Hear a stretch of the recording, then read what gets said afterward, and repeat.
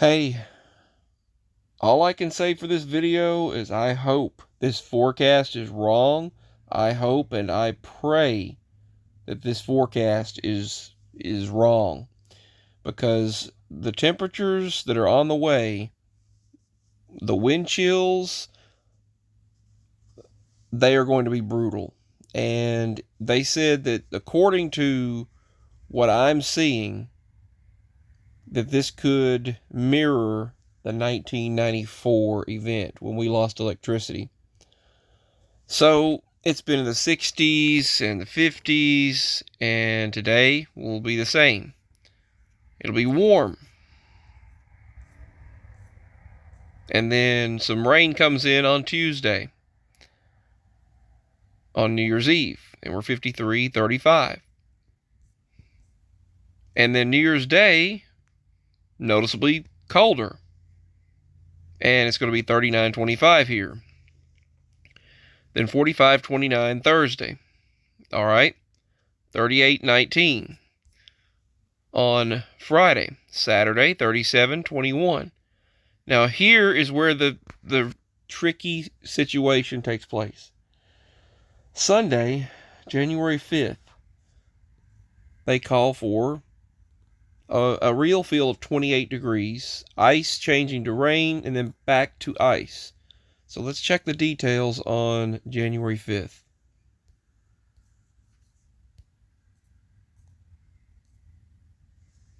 %77 chance of rain, up to nearly a half an inch, and then, or precipitation up to half an inch. Total ice, 0.2 of an inch. A quarter of an inch of rain, and then 0.2 of an inch of ice during the day. And at night, we drop 25 for the low, real feel 9 degrees. That's the wind chill, because the wind will be blowing at 15 miles per hour steady with 30 mile per hour wind gusts. 71% chance of rain and ice. It says the rain will freeze on surfaces with another 0.2 of an inch of ice. 10 hours of precipitation. So we could be looking at a very dangerous situation. When you get 0.4 of an inch of ice, and then nearly 10 days of temperatures below freezing, not just below freezing, but sub-zero wind chills, this is dangerous. But we do get a little bit of a rebound the next day, 37. So it can get a chance to possibly melt some. But let's see what happens for the daytime. They're expecting a morning shower. Well, you get a morning shower and then you drop to -3 wind chill. That's asking for disaster. This is the look right now. You can see they say AccuWeather tells that much colder conditions are just around the corner as Arctic air kicks into high gear and moves into the U.S. starting next week. The pattern may be strewn with winter storms as well, including in Atlanta and Charlotte. Winter storms, and we're in the purple here in Tennessee, the really dark purple, meaning some of the coldest of the cold in this system, and snow even possible. Winter precipitation in Atlanta and Charlotte, North Carolina. Now, once we get out of the 6th of January, January 6th, that's when it really drops. January 7th, we're looking at a high of 24 and a low of 10. But check out the wind chills. Because of that 13 mile per hour steady wind, the high will feel like 12. And the low will feel like -2, with a wind chill of -2 that night because of the 23 mile per hour winds. Now, January 8th, this is Wednesday, looking ahead to Wednesday, January 8th. Now, I know these are days out, and things can change, and hopefully they will, but I just wanted to give a heads up. Still below freezing with a high of 25. Real feel 20 degrees with that wind at 9 miles per hour. Steady wind gust 22 miles per hour. That night we have a temperature of 6 degrees for the low. Even though feeling like 8, that's not going to make that much of a difference. Fast forward to Thursday, January 9th. We have a high of 20 degrees, but with the wind blowing at 27 miles per hour, the real feel at the heat of the day on January 9th, Thursday, January 9th, could be 9 degrees at the heat of the day. And at night, 1 degree with an actual air temperature of 7, wind chill of 1 degree, winds at up to 21 miles per hour. The next day, Friday, January 10th, once again, 21 degrees with a real feel of 12 because of the 8 to 25 mile per hour winds.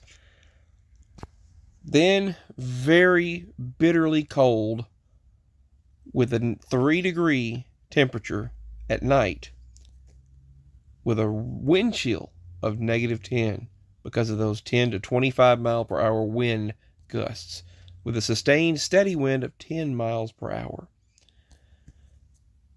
For your Saturday, even colder, with a daytime high of 18 degrees and a real feel high of 9 degrees on January 11th. That's Saturday, January 11th. Bitterly cold and low clouds holding in that cold air. Wind gusts sustained, 9 miles per hour, gust up to 22 miles per hour. Then we see possible snow, cloudy and frigid, and snow comes in at times late that night, with a low of 7 degrees with a wind chill of 3, with winds at 6 to 15 miles per hour out of the southwest. Now, only expecting 0.6 of an inch of snow, so maybe just a little bit over a half an inch of snow with 3 hours of precipitation expected. The next day, Sunday, January 12th, we rebound finally, which is going to feel like a heat wave.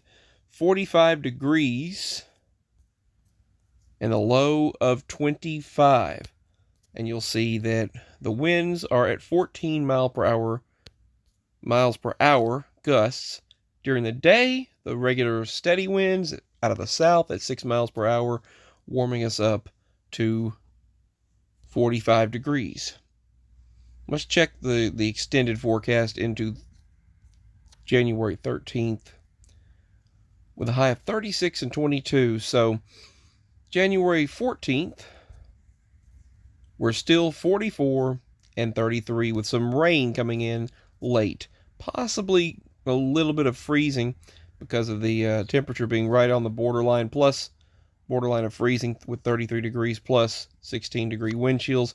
That can cause a little bit of an issue, but looking at this really cold Arctic blast coming in, I'm hoping and praying that this forecast changes as it is days out. Let's pray that these conditions turn. I know some people out there love the snow, some people love the cold, but it is dangerous. This ice situation, the snow, the extreme, brutal, bitter cold, freezing, the water being frozen for that many days. I mean, people, animals, everyone will really be in jeopardy with this situation. And it is dangerous. And it's a real strain on the power grid, and hard to stay warm in those situations. So let's hope and pray that these situations change